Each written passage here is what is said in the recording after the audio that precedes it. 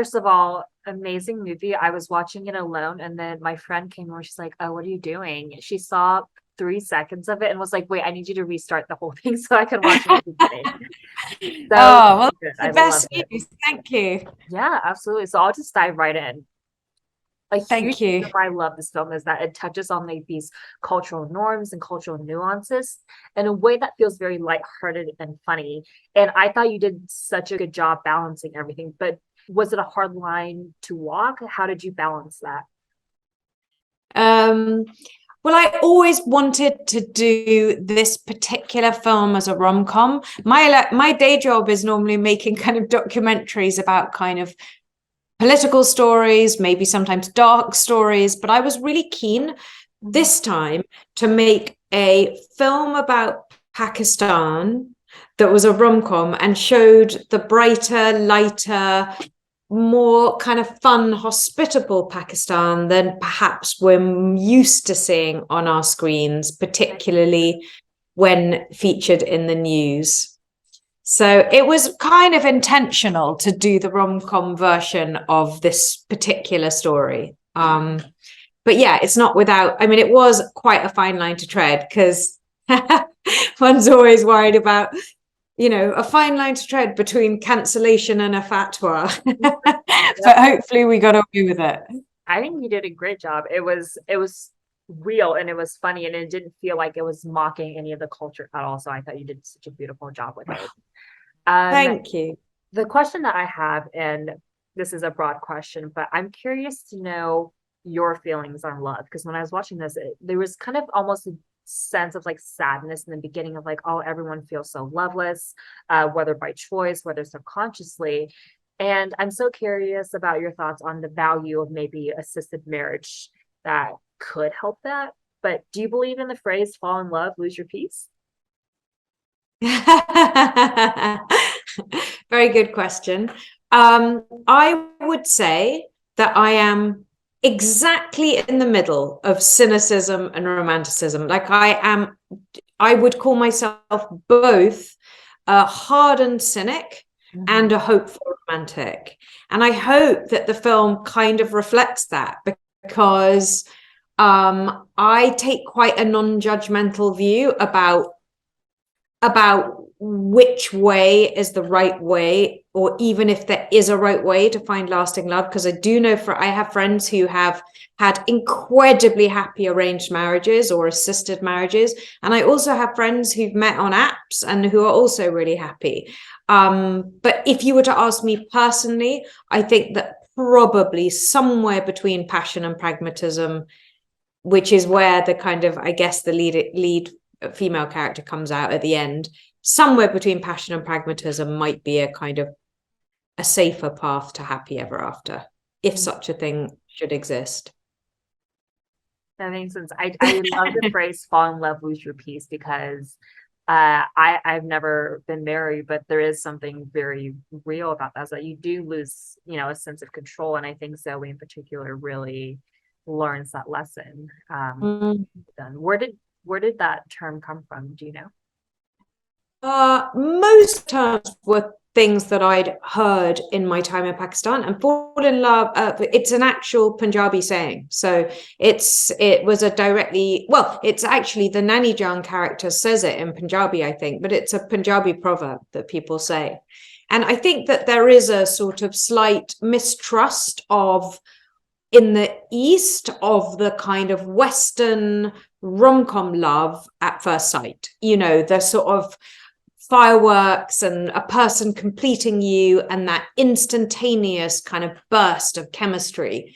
I think that that's something that is, the older generation, certainly in kind of more traditional societies, and certainly in Pakistan, where I kind of essentially grew up. I think there is a sort of skepticism around that type of love. And I genuinely share that now, in that I think I love rom-coms.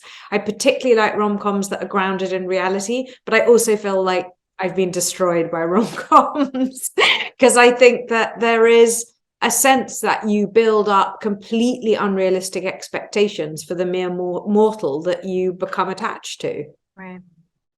What are your favorite rom-coms? What are the kind of rom-coms that influence this film, do you think?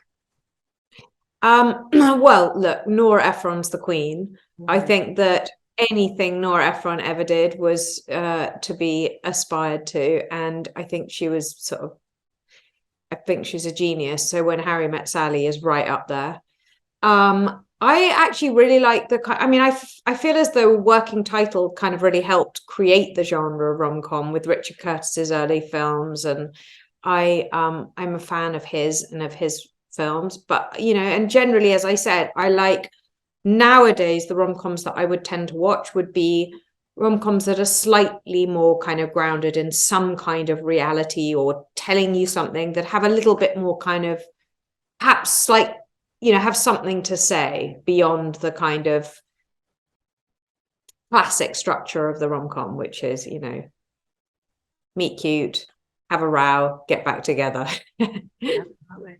I really enjoyed this part in the movie. I actually took notes on it.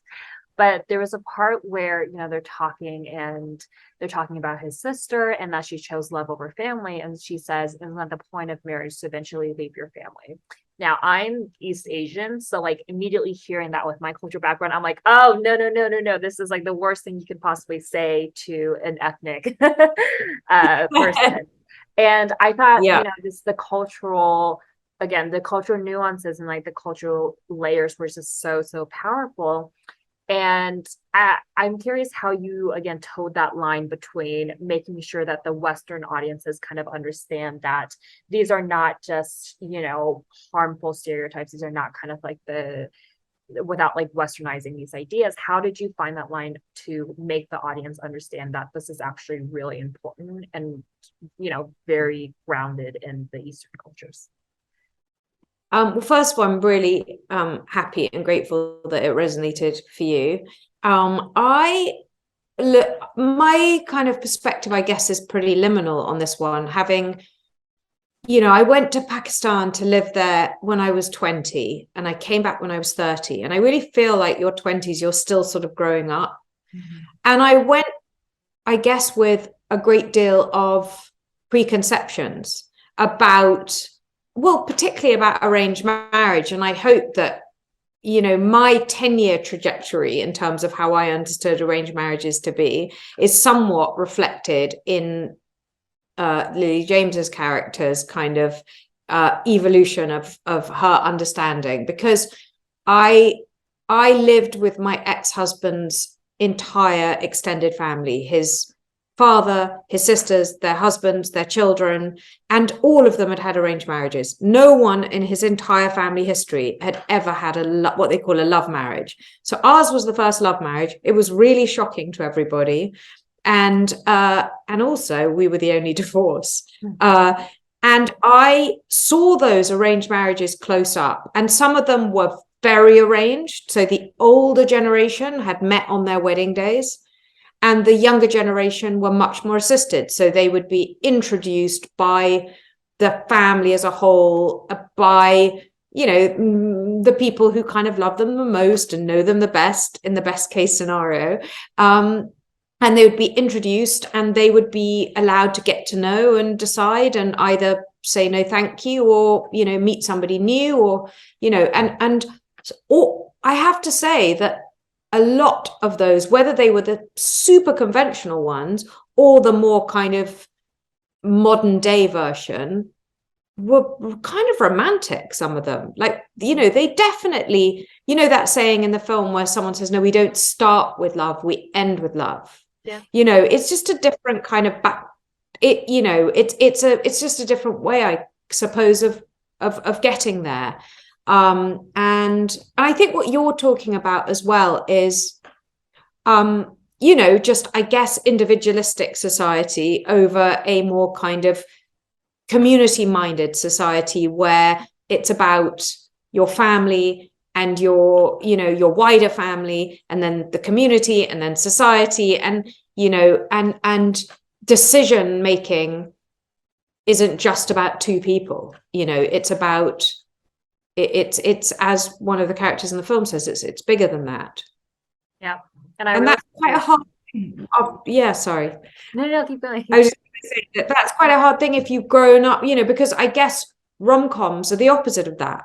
Rom-coms are all about kind of individualism and the love of two people, and they're all about love at first sight and this magical, transformational, transcendental love. And I think that there's something also to me that's interesting about a society that has, I guess, moved more away from like religion in the traditional sense, and and that there is something filling the gap where God used to exist, and that sometimes I think we can kind of deify this idea of our partner, which is just, I mean, frankly, very unrealistic. Yeah. I love it. And I think one of my favorite lines is when she's talking with her mom, and her mom says, I love your independence, and I think you're very impressive. And it's not that I think you're less of a person without a partner, but especially in Western worlds, we really prop up this idea of being your own self and being independent. And I think that really blurs into the line of like forcing yourself to be alone and just to prove that you can. When Yeah. humans, we're mating animals, we're not meant to be living in isolation, we're meant to live in community and with other people. And I Yeah. thought that was a really beautiful line of just expressing that. Yeah. I mean, I think what I was sort of trying to have the Emma Thompson character reflect, because of course she's on her own. She is single, she's not with a husband, but she's not lonely because she has found some belonging in a kind of in a community that has adopted her. And I think that I somewhat related to that from my time in Pakistan, but I remember that, old people, bereaved people, outside, people who might end up alone, in Western culture, don't really face the isolation in the same way. I mean, it's changing even in Pakistan, but I remember there was one amazing woman I met, who was, we always just called her Auntie Niazi, but I remember had this very sad story where she'd been jilted on her wedding night and she'd never got married again. But she was so part of the family and the wider family and the community, and was so engaged and accepted that I've never met a happier person. So I think that the difference between being happy and on your own when you belong to a community and a family is different to being single and alone in a very kind of nuclear world and society. I think it's different. I agree. And I think it really shows that so beautifully. And again, amazing job on the film. I really loved it. This is definitely one that I will be rewatching. Could you talk a little bit about finding the balance between Kaz's pragmatic kind of approach to love and also his guarded affection for it? I think that was one of the main things that when I read the script, it was something I could completely understand, and was the most interesting about the script, that you have a guy who's trying to be so dutiful and trying to do the right thing by his family, and his family's, his sister's been outcast, and so under the guise of everything being okay, he had this hard exterior, everything, internally he's going through turmoil. And I know there's loads of, not just people in the South Asian community, but human beings who have the same experience of whether to follow your heart or whether to please people and please your family, please those closest to you. So I think that for me is the core of the story, and that was the fun thing to explore. To try and, someone who on the surface everything's good, that's good, man, everything's good, but really there's a lot of maybe sadness or pain there. Yeah, absolutely. You did such a beautiful job too, sort of having that kind of inner turmoil come to the head throughout the film. Like you can see it a little bit even when they're playing what are they playing, like ping pong at the beginning of the film? Like you can see that there's a little of pain in there. Yeah, let's talk. You just sort of mentioned it a little bit, but I think this film is so relatable because I think as humans, it's really hard for us to mistake our own personal fears and dilemmas with loyalty and respect toward family. Can you talk a little bit about that as well? Yeah, I mean, and yeah, like I was saying before, it's not. Maybe it's a bit more prevalent in especially in a community like the South Asian community, where I feel like parents might be way more involved. But yeah, I suppose that's the main question in life. Do you want to?